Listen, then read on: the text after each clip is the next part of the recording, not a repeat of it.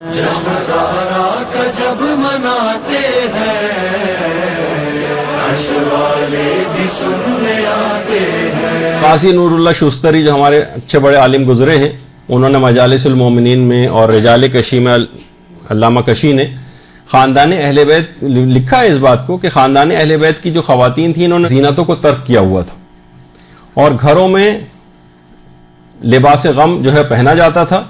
لیکن جب ابن زیاد وغیرہ کے سر اور عمر سعد کے سر وہاں پر خدمت امام میں پہنچے تو خواتین نے 5 سال کے بعد لباس غم اتار کر خوشی منائی. یہ واقعہ کربلا کے 5 سال بعد. اچھا، اب یہاں پر دیکھیے پھر کیونکہ معترضین ہر چیز پر اعتراض کرنے والے ہیں، تو یہاں پر ایک اعتراض ہوا ہے کیسے ممکن ہے خاندان اہل بیت کی عورتوں نے اتنے سال تک صفائی کا خیال ہی نہ رکھا اور کنگھی تک نہ کی ہو، کیونکہ روایت میں ہم نے فرمایا کہ کنگھی کرو. تو اس قسم کی بات جو ہے یہ کیسے ممکن ہے کہ انہوں نے صفائی کا خیال نہیں کیا؟ یعنی بہت ہی بیہودہ قسم کا ایک اعتراض جو ہے وہ کیا جاتا ہے. اور سر کو صاف کرنا کون سا ایسی خوشی کی علامت تھی جو انہوں نے سر صاف نہیں کیا تھا؟ حالانکہ سر کو صفائی کا اس لحاظ سے ذکر نہیں ہو رہا ہے یہاں پر کہ دیکھیے جو مفہوم ہے زینت کو ترک کیا ہوا تھا. تو زینت تو آپ کو خواتین آپ کو سب کو پتہ ہے کہ زینت ایک پورے پیکیج کا ایک نام ہوتا ہے. اس کے اندر سرما لگانا بھی ہوتا ہے اور کنگھی کرنا بھی ہوتا ہے اور مختلف اچھے کپڑے پہننا بھی ہوتا ہے اور کتنی ہر اس زمانے کے بھی کچھ لوازمات تھے. سر میں تیل لگانا بھی ہوتا ہے. مثلا بہت سے لوگ کہتے نہیں ہیں کہ بھئی فلاں خاتون جو ہے کسی بیوہ خاتون کے متعلق اپنے شوہر کے انتقال کے بعد سے لے کر تو اس نے اب اچھے کپڑے پہننا ہی چھوڑ دی. تو کیا اس کے یہ معنی ہوتے ہیں کہ وہ عورت گندے سندے کپڑے پہن کر گھومتی رہتی ہے یا مثلا بہت ہی گھٹیا قسم کے کپڑے پہننے لگتی ہے؟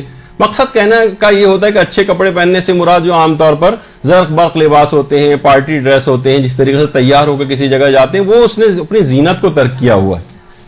مثلا یہ کہ خاندان اہل بیت کی عورتوں نے سیاہ لباس کو اتارا، تو آپ کا کیا مقصد ہے کہ انہوں نے ایک دفعہ بھی کسی اور رنگ کا کوئی لباس ہی نہیں پہنا ہوگا؟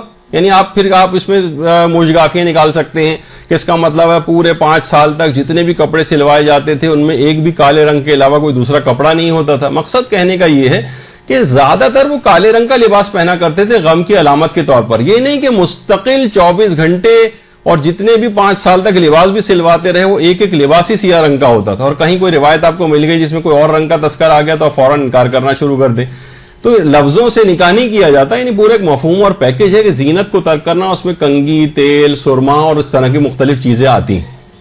اور اس سے یہ نہیں کہ انہوں نے اپنے خدا نہ خواستہ معاذ اللہ نہ سر کو صاف کیا تھا نہ کچھ. یہ باقاعدہ بہت سے علمی حلقوں سے یہ بات ہو جاتی ہے تو بعض اوقات حیرانگی ہوتی ہے کہ کسی بھی روایت کا اس انداز سے تجزیہ و تحلیل کرنا اور لفظی طور پر اس کے اندر واجبات و حرام والی اس کے اندر تو ہم لفظی بحثیں کر سکتے ہیں، لیکن ایک واقعے کے تناظر میں اس کو اس طرح سے بیان کرنا تو وہ ایک مناسب رویہ نہیں.